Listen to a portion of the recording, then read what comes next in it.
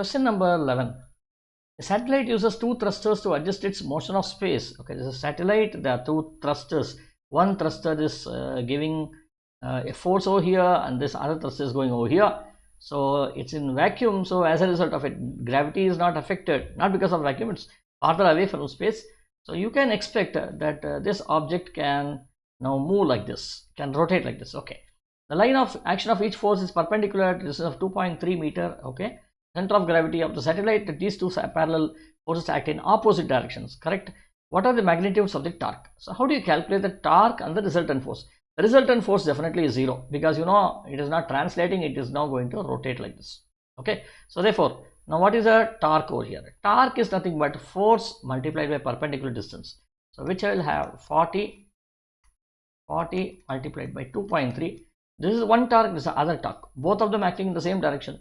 So multiply this by 2, which you will get this as, how much do you get here? This should be 2 star 40 star 2.3. So you get this as 184.